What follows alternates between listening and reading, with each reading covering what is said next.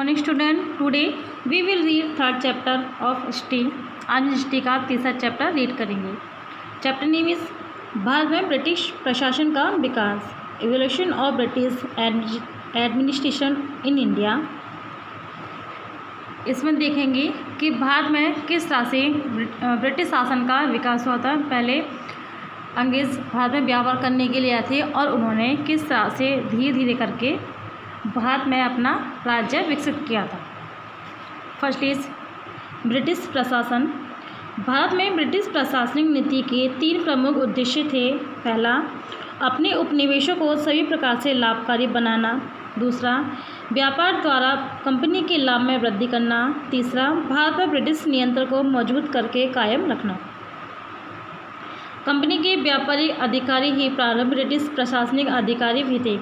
प्लासी 1757 ईस्वी तथा बक्सर 1764 ईस्वी के युद्धों में विजय से बंगाल तथा बिहार के संसाधनों पर ब्रिटिश लोगों का नियंत्रण हो गया था।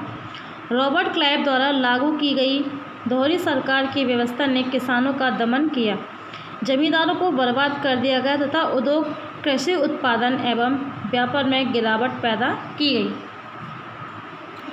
राजनीति में कंपनी की सक्रियता बढ़ने के कारण युद्धों के लिए भारी धन की आवश्यकता थी।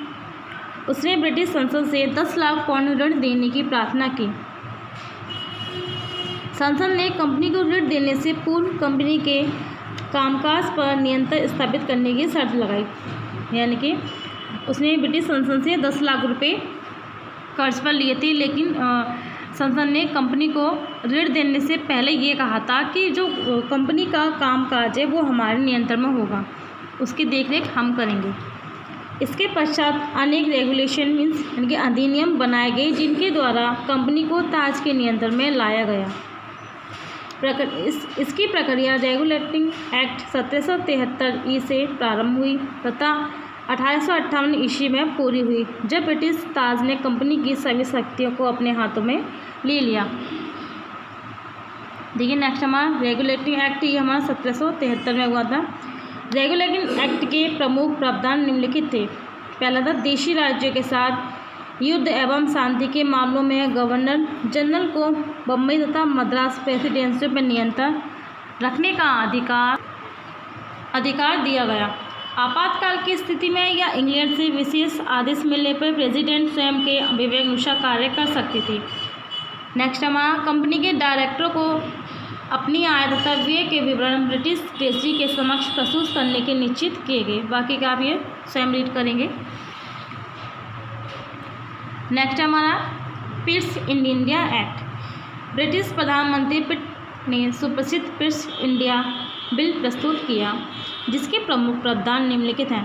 पहला है हमारा, इसमें 3 डायरेक्टरों की एक गुप्त समिति बनाने का प्रावधान किया गया, जो राजनीतिक तथा सैन्य मामलों में बोर्ड ऑफ डायरेक्टर का स्थान ग्रहण करेगी।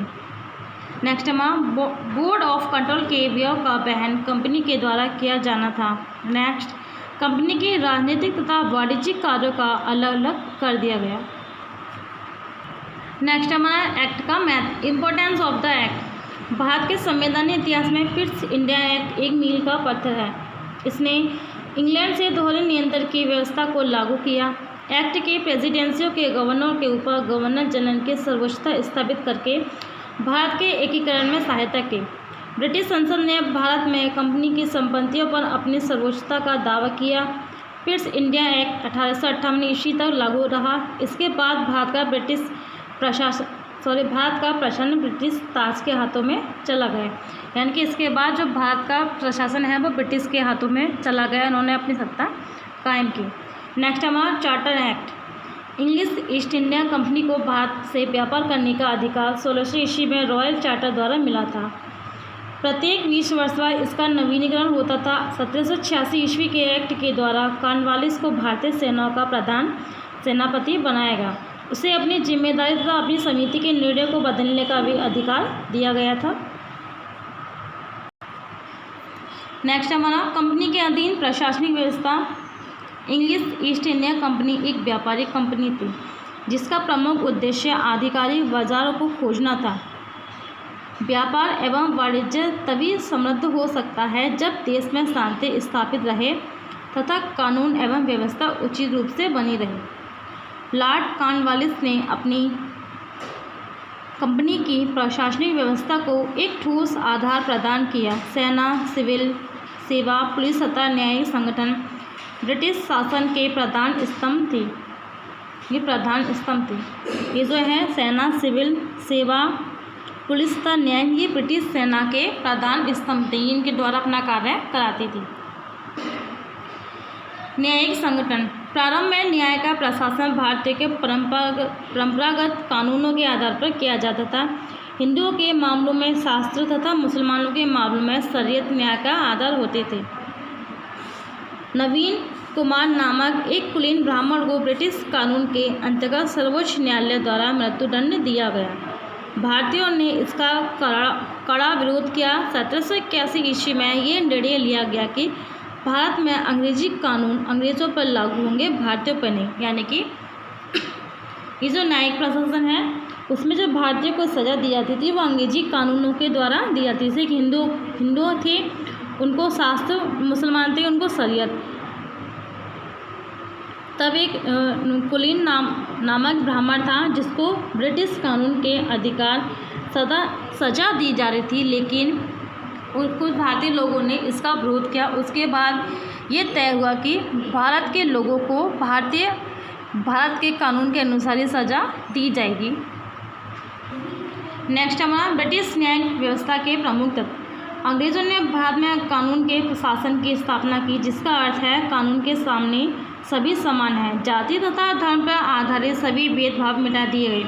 ब्रिटिश न्यायिक व्यवस्था के प्रमुख तत्व निम्नलिखित थे। पहला, प्रचलित कानूनों का स्थान व्यवस्थापित कानून ने ले लिया। कानून बनाने के साथ ही न्यायिक एकरूपता की स्थापना हुई, क्योंकि कानून शासक तथा शासित दोनों पर ही लागू होते थे। मुकदमे की प्रक्रिया बहुत महंगी हो गई, अतः निर्धन लोगों की पहुंच के बाहर हो गई। न्याय व्यवस्था में कानूनी समानता की बात कही गई थी, किंतु यूरोपीय लोगों के मुकदमे ब्रिटिश न्यायाधीशों द्वारा पृथक अदालतों में सुने जाते थे। Chapter is finish.